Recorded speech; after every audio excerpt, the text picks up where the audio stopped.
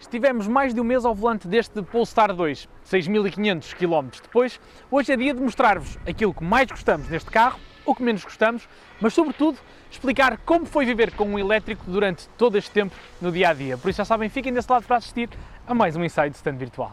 À procura de um novo carro? Vai a standvirtual.com, o número 1 em carros.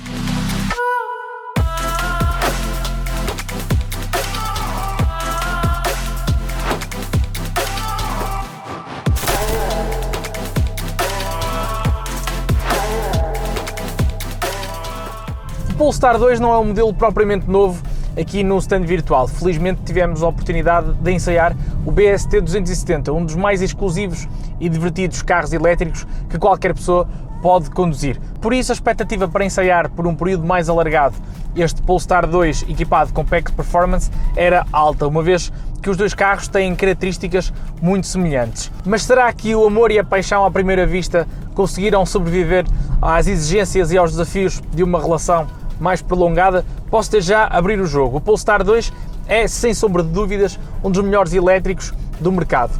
E quer passem uma hora ou um mês ao volante deste carro, vão desde logo poder comprovar isso. Neste vídeo vou-vos contar tudo aquilo que mais gostei nestes praticamente 6.500 km ao volante deste carro, mas como nenhum automóvel é perfeito, vou também mostrar todos os defeitos e as pequenas irritações da convivência com o Polestar 2.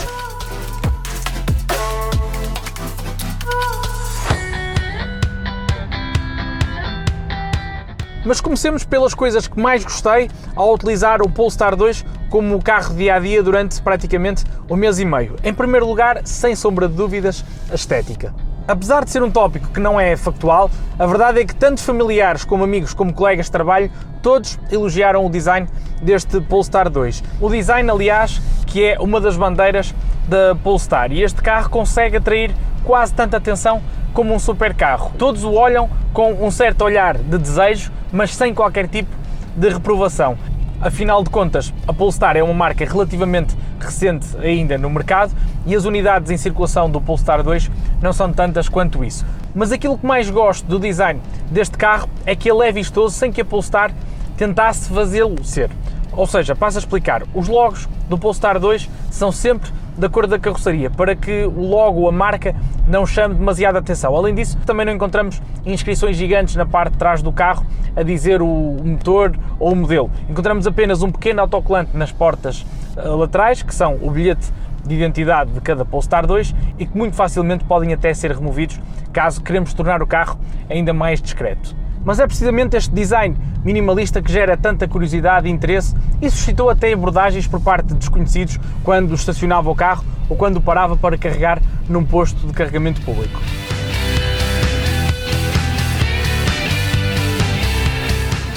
Em segundo lugar, aquilo que mais gostei neste Polestar 2 foi o conforto, em particular a posição de condução e os bancos. Os bancos que, apesar de não serem aqueles que oferecem o maior suporte lateral do mundo, o que até pode parecer estranho tendo em conta as performances que este carro é capaz, a verdade é que não só eu, mas todos os colegas do stand virtual que tiveram a oportunidade de o conduzir elogiaram o conforto e ergonomia destes bancos. O suporte que oferecem em viagens de longa duração, sobretudo para a zona inferior das pernas, é soberbo. E além disso, apesar deste ser um carro com uma altura em relação ao solo considerável, conseguimos ir sentados bem lá em baixo, aqui com os olhos e o nariz quase à altura do tablier, o que faz com que nos sintamos quase num carro desportivo.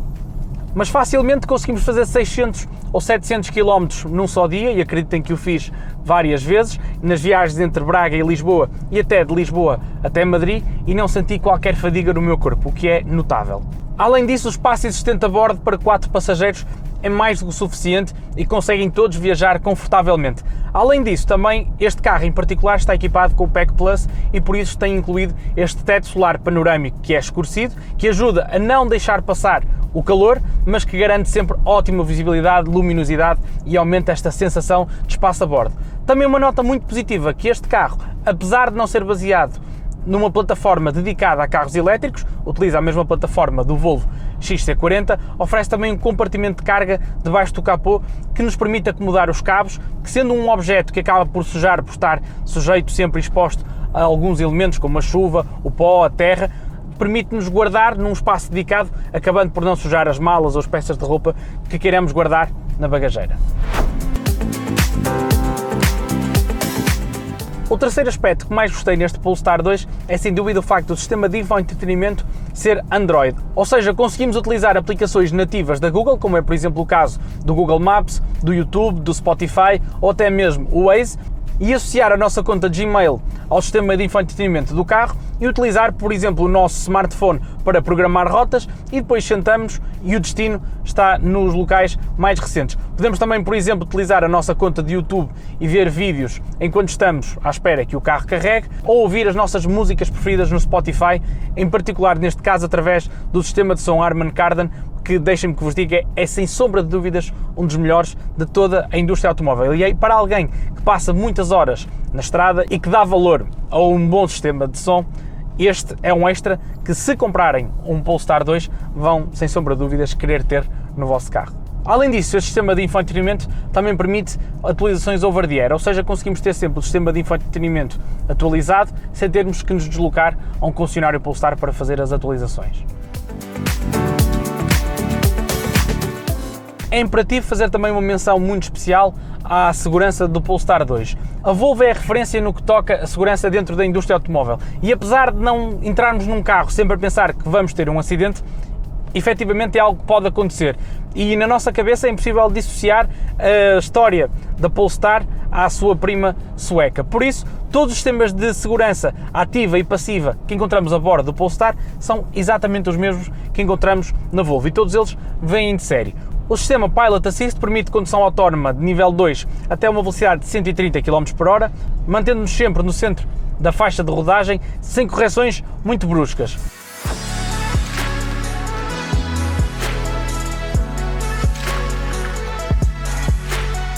Estas são características comuns a todos os Polestar 2, mas esta versão em particular, equipada com PEC Performance, também me impressionou, lá está, pela sua performance. É que este carro debita 350 kW de potência, ou seja, 476 cavalos e 680 Nm de binário, que permitem uma aceleração do 0 aos 100 em 4,6 segundos e uma velocidade máxima limitada a 210 km/h. Ora, isto são números que, para utilizar no dia-a-dia, chegam a ser até abismais, colossais.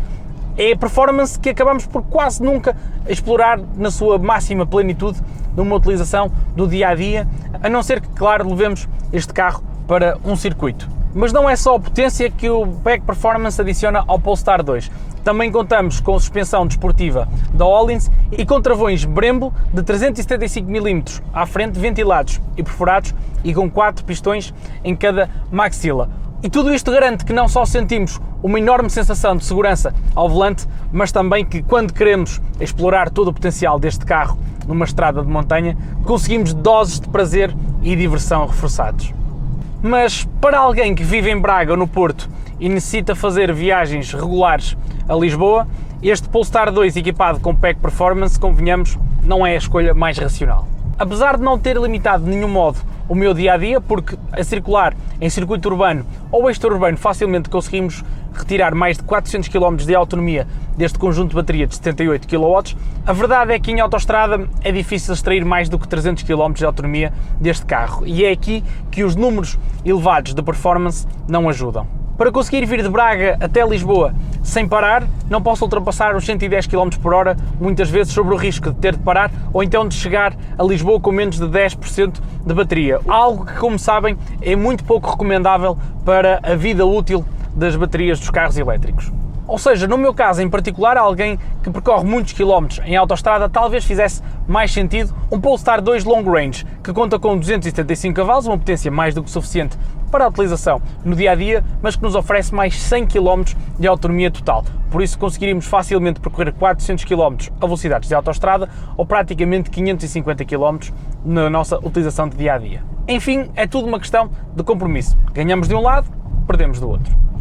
E isto leva-me para aquilo que eu menos gostei neste Polestar 2, nesta convivência diária de praticamente um mês e meio. Na sua generalidade são apenas pequenos pormenores que não matam, mas acabam por moer. E começo desde logo, talvez pela menos insignificante, mas a mais visível, que é o facto deste carro, apesar de contar com um Apple CarPlay de série, este não é wireless, funciona apenas por cabo. E como a consola central do Polestar 2 não tem assim tanto espaço para arrumação, temos aqui apenas um pequeno compartimento onde temos carregamento por indução e um porta-copos aqui na zona do apoio-braços, significa que não temos espaço para esconder ou arrumar o cabo. Por isso, acabamos por andar sempre aqui com o cabo do telefone à vista, o que é algo que acaba por estragar aqui até ligeiramente a estética interior e o design minimalista deste carro. Em segundo lugar, e aqui outra pequena irritação, é o facto de o único ajuste rápido que podemos fazer na climatização é a temperatura. Se quisermos, por exemplo, aumentar ou diminuir a velocidade ou a intensidade do ar, temos que aceder aqui a um submenu e depois selecionar através aqui destes pequenos pontinhos a intensidade com que queremos que o ar nos sopre. A Polestar fez isso muito bem com o ajuste do volume do rádio e eu pessoalmente gostava que também tivesse feito exatamente o mesmo para a climatização, não só para a temperatura, mas também para a intensidade do ar. Terceiro ponto, apesar do interior dos carros da Polestar não contar com nenhum material de origem animal, aqui dentro encontramos apenas materiais feitos a partir de garrafas de plástico recicladas ou de redes de pesca retiradas do mar e das praias, o que é um gesto muito nobre da Polestar. A verdade é que apesar disto não afetar de nenhum modo o toque, ou seja, todos os materiais onde tocamos têm um toque premium, têm um toque agradável, mas acabam por sujar com alguma facilidade, em particular nesta altura de verão, onde, por exemplo, vamos à praia e ainda trazemos no nosso corpo vestígios de protetor solar, acabamos por tocar aqui nesta parte superior das portas, na parte aqui da consola central e acabam por se manchar com alguma facilidade. Por ser uma espécie de tecido, é possível limpar, é relativamente fácil até de limpar, mas a verdade é que temos que fazê-lo com alguma frequência porque acaba por se manchar, por se sujar com alguma facilidade. Também gostava que este volante tivesse mais algumas funcionalidades, que me permitisse, por exemplo, estar em chamada com alguém e poder consultar os consumos sem ter que necessariamente desligar a chamada para poder fazê-lo, uma vez que os comandos do volante são duplicados. E por último, e este talvez tenha sido o facto que me tenha condicionado mais ao longo deste mês e meio, é o facto deste carro ser baseado, como eu disse, na plataforma do XC40, ou seja, não é uma plataforma dedicada a carros elétricos, mas uma plataforma partilhada com modelos a combustão. Por isso, a única porta de carregamento deste carro está situada na lateral esquerda, ali na parte de trás, no lado do condutor. Ora, quando chegamos a um posto de carregamento e não temos o nosso lado preferencial livre, acabamos por ter que utilizar outro lado, acabamos por ter que fazer aqui manobras e às vezes colocar o carro em cima do passeio, colocar o carro ao contrário. Isto acabou por me acontecer algumas vezes durante este tempo e condicionou até a forma como eu entrava na minha garagem. Tinha que entrar sempre de marcha atrás para evitar que o cabo tivesse que passar por cima do carro e que pudesse assim de algum modo danificar a pintura. O novo Volvo EX90 já trará portas de carregamento dos dois lados, precisamente para anular este problema, e acredito plenamente que muito em breve os futuros modelos da Polestar também adotarão esta solução. E a meu ver é muito bem-vinda, pois este é um problema que afeta não só este Polestar 2, mas que acaba por ser transversal a todos os modelos elétricos que partilham a plataforma com modelos que também existem com motorizações a combustão. Há carros que tentam ser bons em tudo, que tentam fazer tudo bem, mas que acabam por comprometer certos aspectos. O Polestar é despretensioso, não tenta ser um SUV ou um crossover, mas acaba por oferecer o espaço de um. Não tenta também ser um super desportivo elétrico, mas as suas performances acabam por torná-lo inevitavelmente num dos melhores, tanto em estrada como em pista.